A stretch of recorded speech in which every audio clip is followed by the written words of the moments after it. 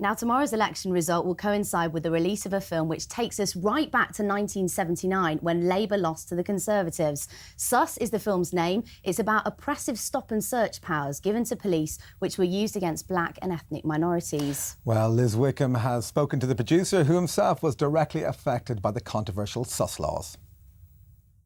I just don't want to be British. Get back to your own country, you told us! When the policeman sort of just turned around and punched me in the face.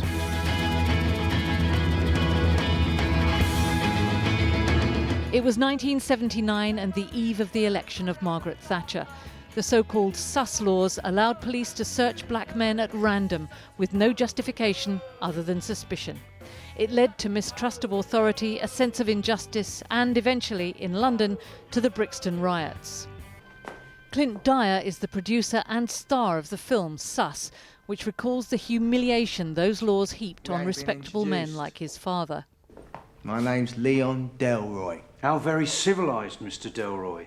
To see him go through that, the embarrassment that he felt, the utter shame that he felt. I've never seen that expression on my dad's face since, and I can still see it today.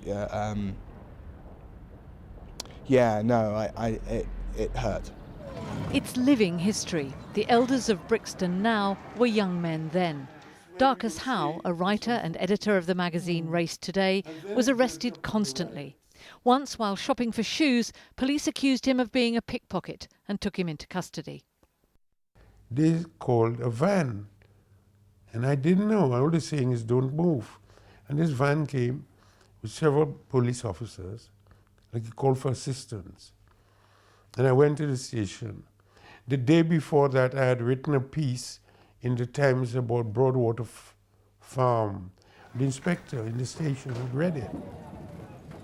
So he couldn't tie up a feature writer for the Times as a snatcher of handbags. I don't think it worked well, he said. So he said, so the police in the station was explaining what happened, and then he turned to him and said, "You finished?" The police officer said. He said, "Mr. Howe, what have you to say?" I said, "He's crazy. He's crazy." And they sent me home.